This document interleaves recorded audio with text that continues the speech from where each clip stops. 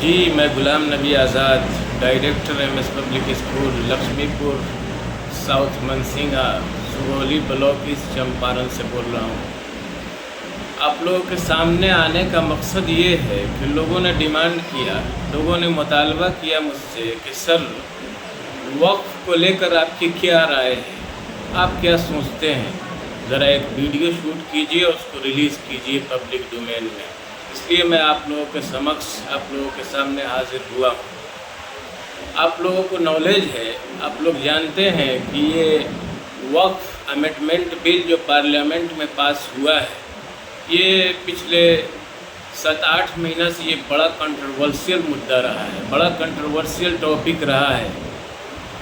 تو میں چاہوں گا کہ آپ لوگوں کے سامنے میں کیا سوچتا ہوں وقف کو لے کر کے، میری رائے کیا ہے، آپ لوگوں کے سامنے آ جائے۔ آئیے جانتے ہیں کہ وقف ہے کیا چیز، اس کی حقیقت کیا ہے۔ دیکھیے میرے بھائیوں، وقف یہ ابھی تو معاملہ جو ہے وقف والا معاملہ سب جوڈیس ہے، آپ لوگ جانتے ہیں، اور جہاں تک مجھے نالج ہے، جہاں تک مجھے علم ہے کہ پکش اور وپکش دونوں فریق کی طرف سے اس معاملے کی ہیئرنگ کو کمپلیٹ کر لیا گیا ہے، اور کمپلیٹ کرنے کے بعد justice of India, supreme court کے جو چیف جسٹس آف انڈیا ہیں BR گوئی کی بینچ نے اس فیصلے کو سرکشت کر لیا ہے، اور آنے والے کچھ ہی ٹائم میں فیصلہ آ جائے سمجھوتا۔ آئیے جانتے ہیں کہ وقف کی حقیقت کیا ہے۔ میرے بھائیوں، وقف یہ عربک ورڈ ہے، اس کا معنی ہوتا ہے ڈونیٹ کر دینا، لینڈ ہو یا پیسہ ہو یا کوئی بھی چیز ہو، اس کو ڈونیٹ کر دینا، دان کر دینا، وقف کرنا۔ تو میرے بھائیوں، عام جو سویلین ہے، جو عام ناگرک ہیں، جو عام مسلمس ہیں، ان کو طرح طرح سے ڈرایا جا رہا ہے، بھٹکایا جا رہا ہے، گمراہ کرنے کی کوشش کی جا رہی ہے۔ ان کے سامنے جو سچائی ہے، اس کی ریئلٹی کیا ہے، اس کی حقیقت کیا ہے، ان کے سامنے نہیں آ پا رہا ہے۔ تو میں کوشش کروں گا کہ اس کو ایکسپلین کروں، بالکل واضح کروں، آپ لوگوں کے سامنے بالکل پکچر کلیئر ہو کے آ جائے۔ دیکھیے، ہماری آبا و اجداد نے، ہمارے پرکھوں نے جو زمینیں دان کر دی تھی، جو زمینیں وقف اور ڈونیٹ کر دی تھی، تو جب جنہوں نے اس زمین کو ڈونیٹ کیا تھا، جنہوں نے زمین کو وقف کیا تھا، تو ان کی نیت رہی ہوگی کہ اس وقف کی پراپرٹی پر، اس وقف کی لینڈ پر، زمین پر خیر کے کام کیے جائیں گے، فلاح کے کام کیے جائیں گے۔ پبلک ڈومین میں جو اسہائے لوگ ہیں، مجبور ہیں، بے بس ہیں، غریب ہیں، ان کے لیے مکان کا انتظام کیا جائے گا۔ ان کے جو غریب لوگ ہیں، جو اسہائے ہیں، ان کے بچوں کے پڑھنے کے لیے اسکولز اور کالجز، یونیورسٹیز کو قائم کیا جائے گا۔ جو لوگ مجبور ہیں، ٹریٹمنٹ نہیں کرا پاتے ہیں، علاج نہیں کرا پاتے ہیں، ان کے لیے فری آف کاسٹ ہیلتھ کا انتظام کیا جائے گا، ہیلتھ کا انتظام کیا جائے گا، شکشا کا انتظام کیا جائے گا، ایجوکیشن کا انتظام کیا جائے گا۔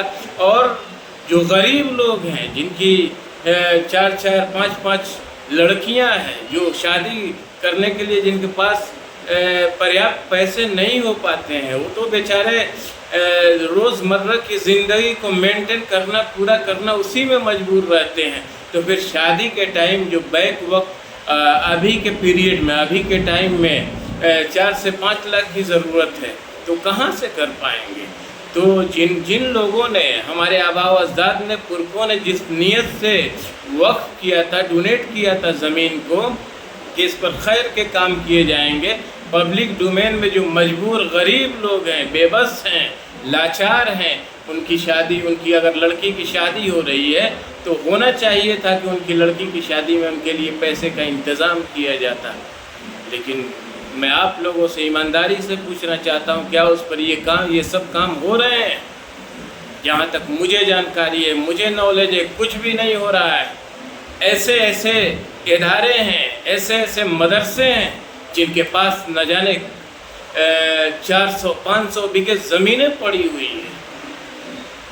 آپ لوگ زمینیں پڑی ہوئی ہے، آپ لوگ اس پر کچھ کام کیوں نہیں کرتے؟ صرف گنے چنے مدرسوں حفاظ کے لیے کام کیا جاتا ہے، علماء کے لیے کام کیا جاتا ہے۔ میں مانتا ہوں کہ ہمارے سماج کو ایک کثیر تعداد میں حفاظ کی ضرورت ہے، ہمارے سماج کو انٹلیکچول اور پروفیشنل اور حالات پر نظر رکھنے والے علماء کی ضرورت ہے۔ میں اس چیز کو سمجھتا ہوں اور بہت اچھی طرح جانتا ہوں، ہمارے سماج کو حفاظ اور علماء کی ضرورت ہے، لیکن حفاظ اور علماء کے ساتھ ساتھ ہمارے سماج کو ایک اچھے ڈاکٹر کی ضرورت ہے، ایک اچھے آرکیٹیکٹ کی ضرورت ہے، ہمارے سماج کو ایک اچھے ڈرائیور اور ایک اچھے لیبر اور مزدور کی ضرورت ہے، ہمارے سماج کو سائنٹسٹ اور پروفیشنل لوگوں کی ضرورت ہے، ہمارے سماج کو انجینئر اور پائلٹ کی ضرورت ہے، ہمارے سماج کو ٹیچرز اور پروفیشنل لوگوں کی ضرورت ہے، ہر طرح کی لوگوں کی ضرورت ہے۔ میں پوچھنا چاہتا ہوں کہ مدرسے میں جو زمینیں پڑی ہے اس پر یہ سارے کام کیوں نہیں کیے جاتے؟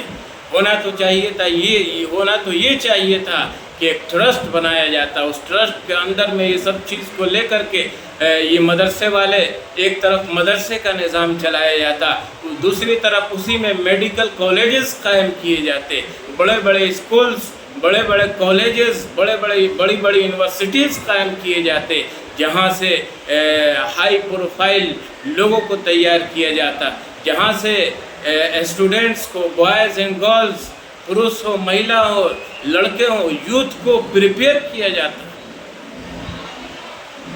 ہائیلی ایجوکیٹڈ بنایا جاتا بچوں کو، جہاں سے ہائر ایجوکیشن کے لیے بچوں کو پریپیئر کیا جاتا، وہاں سے نیٹ کے لیے بچوں کو نیٹ کے ایگزام کے لیے تیار کیا جاتا، U P S C exam جہاں سے I S I P S نکلتے ہیں اس کے لیے کوچنگ اور ان کو تیاری کرایا جاتا، بی پی ایس سی کے لیے تیار کیا جاتا، آئی آئی ٹی کے لیے بچوں کو تیار کیا جاتا۔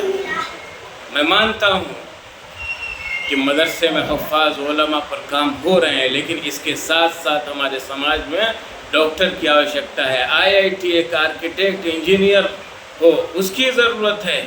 یہ مدرسے والے یہ کام کیوں نہیں کر رہے ہیں؟ میں ریکویسٹ کروں گا سارے مدرسے والوں سے، جو بھی مینجمنٹ کمیٹی ہے اس سے میں ریکویسٹ کروں گا، گزارش کروں گا کہ اس فیلڈ میں آنے کی ضرورت ہے۔ مدرسے میں ایک طرف جہاں قرآن و حدیث کو پڑھایا جائے، وہیں دوسری طرف سائنس اور پولیٹکس اور ہائرلی ایجوکیشن کے لیے بچوں کو تیار کیا جاتا۔ یہ کام کیوں نہیں ہو رہا ہے؟ بہت پہلے ہونا چاہیے تھا۔ پہلے آپ جانتے ہیں علامہ فضل حق خیر آبادی ایک طرف جہاں قرآن و حدیث مدرسے میں پڑھاتے تھے تو وہی ٹیچر دوسری طرف جا کے سائنس، اور جس نے تاج محل کو ڈیزائن کیا تھا جانتے ہیں، ایک بہت بڑے اچھے مفسر تھے، بہت بڑے محدث تھے، ایک طرف آرکیٹیکٹ تھے۔ آج مدرسے میں یہ کام کیوں نہیں ہو رہا ہے؟ آج ہم مسلمان صرف پولیٹکس کو دوست دے رہے ہیں، سسٹم کو دوست دے رہے ہیں۔ مسلمانوں کب تک تم دہائی دیتے رہو گے کہ فلانا میرا کام نہیں کر رہا ہے، یہ میرا کام نہیں کر رہا ہے؟ تم کب تک سسٹم کو دوست دیتے رہو گے؟ کب تک سسٹم کو گالی دیتے رہو گے؟ سسٹم کا حصہ کیوں نہیں بن جاتے جہاں سے یہ سارے فائنینشیلی طے کیے جاتے ہیں؟ میں امید کرتا ہوں کہ میری بات کو سیریسلی لیجئے اور اس پر کام کیجئے، لوگوں کو بلائیے، ہائر کیجئے، اچھے لوگوں کو، جو سماج میں اچھے لوگ ہیں ان کو ہائر کیجئے اور بیٹھ کر کے سارے مدعوں پر ڈسکس کریے اور ایک نرنائک فیصلہ کیجئے۔ جو بھی بڑے ہیں ہمارے، ان سے میں ریکویسٹ کروں گا کہ اس کو بہت جلدی، اس کو جتنا جلدی ہو سکے اس کو کیا جائے، بہت لیٹ ہو چکا ہے۔